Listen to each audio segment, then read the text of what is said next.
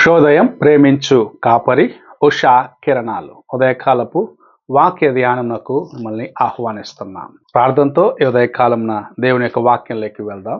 ప్రార్థన. మా స్తుతులకు ఆధారభూతుడు అయిన పరమ తండ్రి, ఈ ఉదయకాలమున నీ వాక్యముకు దేవా వచ్చి ఉన్నాము. నాతోను మాతోను మాట్లాడము. కార్యక్రమం ఆలకిస్తున్న ప్రతి ఒక్కరిని దీవించు. నీ వాక్యము చేత మమ్మల్ని బలపరిచి నడిపించమని యేసు పరిశుద్ధ నామమున అడిగి వేడుకుంటున్నాను పరమ తండ్రి, ఆమేన్. ఈ ఉదయకాలపు వాక్య భాగము నెహెమ్యా గ్రంథము 9వ అధ్యాయము 11వ వచనము నుండి 12వ వచనం వరకు ఉన్న వాక్య భాగమును చదువుకుందాం. నేను మిమ్మల్ని గూర్చి ఉద్దేశించిన సంగతులను నేను ఎరుగుదును.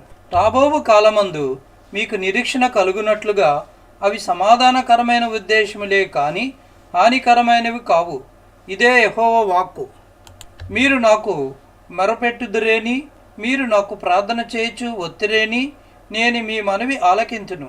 మనం చదివిన వాక్య భాగంలో దేవుని యొక్క ఆశ్చర్య కార్యము, వారు ఎలాగూ విమోచించబడ్డారు అని ఇశ్రాయేలీలు యెరూషలేములో జ్ఞాపకము చేసుకునే కార్యము మనం చూస్తూ ఉన్నాం. 9వ అధ్యాయము ప్రారంభంలో చూసినట్లయితే వారు గోనె పట్ట కట్టుకొని వాళ్ళ తల మీద ధూళి పోసుకొని దేవుని సన్నిధికి వారి యొక్క హృదయములను సమర్పించుకునేదానికి, వారు చేసిన కార్యములు, వారి పితరులు చేసిన కార్యముల కోసం పశ్చాత్తాపడేదానికి సిద్ధపడి దేవుని యొద్దకు రావటానికి ప్రయత్నించే కార్యమును మనం చూస్తూ ఉన్నాం. దేవుని స్తుతిస్తూ దేవుని ఘనపరుస్తున్న కార్యమును మనం చూస్తూ ఉన్నాం. వారు దేవుని మేళ్లను అనుభవించి వాటిలో నుండి ఎలాగూ తొలగిపోయినారు అని కూడా జ్ఞాపకం చేసుకుంటున్నారు. ఒక వ్యక్తి జీవితములో దేవుని యొక్క కార్యము సంపూర్ణము చేయబడాలి, ఆయన తలంచిన కార్యము సంపూర్ణము చేయబడాలని ఆశించినట్లయితే ఆ వ్యక్తి మొదటిగా చేయవలసినది తాను ఎక్కడ దేవుని కృపకు దూరం అయిపోయినాడు, ఎలాగూ దేవుని చిత్తమునకు దూరమైపోయి అతని యొక్క జీవితములో లోకము ప్రవేశించి అతన్ని పాడు చేసినదని మొదటిగా గ్రహించుకోవాలి. అలా నీవు దాన్ని తెలుసుకొని దేవుని సన్నిధిలో ఆ కార్యమును బట్టి పశ్చాత్తాపడినట్లయితే, ఆయన చేసిన మేలను మరచి నీ యొక్క హృదయములో లోకమునకు స్థలం ఇచ్చినానని గ్రహించుకొని పశ్చాత్తాపడినట్లయితే, నీవు ఎక్కడ పడిపోయినావో, ఎక్కడ నీవు దేవుని యొక్క కృపను పోగొట్టుకున్నావో ఆ స్థలంలో ప్రభువు నిన్ను లేవనెత్తేదానికి, ఆ స్థలంలో ప్రభు తన కృపను నీకు అనుగ్రహించేదానికి, నిన్ను స్థిరపరిచేదానికి, నీ జీవితంలో అద్భుత కార్యములను చేసేదానికి ప్రభు ఆశ కలిగి ఉన్నాడని దేవుని యొక్క వాక్యం మనకు నేర్పిస్తున్నది. ఇశ్రాయేలీయుల జీవితంలో మనము చూసినట్లయితే దేవుని ప్రేమను మార్చినారు, దేవుని యొక్క కృపను మార్చినారు. తమ ఇష్టానుసారముగా జీవించినప్పుడు అన్యుల చేతికి అప్పగించబడ్డారు. బబులోనులో బానిసగా ఉన్నప్పుడు దేవుని వైపు చూసి మొరపెడితే ప్రభు వారిని విడిపించేదానికి, వారికి కృపనిచ్చి వారిని తిరిగి యెరూషలేమునకు తీసుకొచ్చినాడు. అంత మాత్రమే కాదు, వారు దేవుని కార్యములను జ్ఞాపకం చేసుకొని ప్రార్థించినప్పుడు వారిని స్థిరపరచు, వారికి విరోధముగా లేచిన శత్రువులను అణిచివేసే కార్యములను కూడా ప్రభు చేసినాడు. నీ జీవితంలో కూడా అలాంటి కార్యములు కావాలని నీవు ఆశించినట్లయితే మొదటిగా నీ హృదయమును దేవునికి ముందుగా పరీక్షించుకొని నీవెక్కడ దేవునికి దూరం అయిపోయినావో ఆ కార్యమును సరి చేసుకోవాలి. రెండవది, పూర్ణ హృదయముతో పూర్ణ మనస్సుతో విశ్వాసముతో దేవుని కార్యములను చేయడానికి పూనుకొనాలి.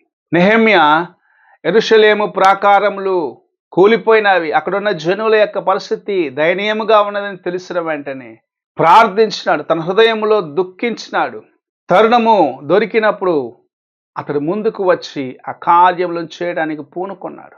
ఆ విశ్వాసమే, ఆ ఆసక్తిని బట్టే అతను యెరూషలేము ప్రాకారములను సంపూర్ణముగా మరలా వాటిని సరిచేయగలిగినాడు. పడిపోయిన గోడలను కట్టినాడు, గుమ్మములను స్థిరపరిచి ఆ దేశమునకు లేక యెరూషలేమునకు భద్రతను కలిగించేదానికి ప్రయత్నించినాడు.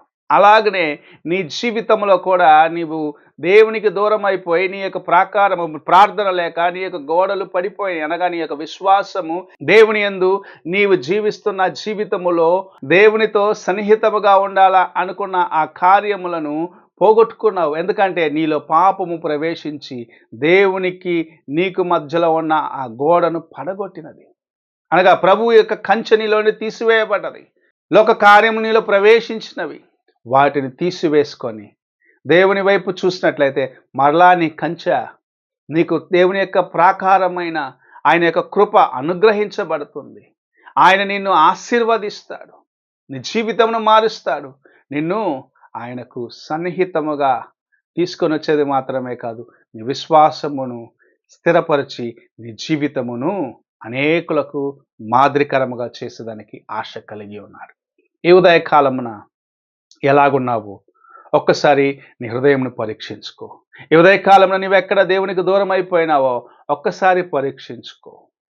ఏ కార్యములు బట్టి లోకము నీలో ప్రవేశించినదో దాన్ని జ్ఞాపకం చేసుకుని వాటిని పక్కన పెట్టేసి నీకు ప్రభు చేసిన మేలైన కార్యములను బట్టి ఆయన స్తుతిస్తూ నేను ఆయనకు మరలా ఒకసారి సమర్పించుకున్నట్లయితే ప్రభుని జీవితమును మార్చాలని ఈ ఉదయకాల సమయంలో వేచి ఉన్నాడు.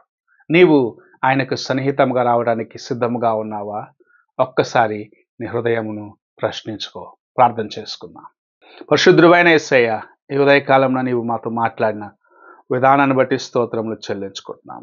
నీకు నాయన మేము సన్నిహితముగా రావటానికి, నీకు చేరువ అవ్వటానికి నాయన మేము నాయన పోగొట్టుకున్న నాయన ప్రాకారములను, పడగొట్టబడిన ప్రాకారమును మరలా కట్టుకునేదానికి నీ యందు విశ్వాసము కలిగి ఉండటకు, నీ యందు నిరీక్షణ కలిగి ఉండటకు నాయన నీవు మాకు సహాయము చేస్తున్నావని ఎరిగి నీ వైపు చూసేదానికి కావాల్సిన కృపణ దయచేయమని, మా బలహీనతలు క్షమించి మా యొక్క లోపములు చక్కపరుచుకునే కృపణ దయచేయమని, నీలో నాయన స్థిరపడి నిలిచి ఉండేదానికి, లోకమునకు దూరముగా ఉండటకు మాకు నేర్పించమని యేసు పరిశుద్ధ నామమున అడిగి వేడుకుంటున్నాను పరమ తండ్రి, ఆమేన్.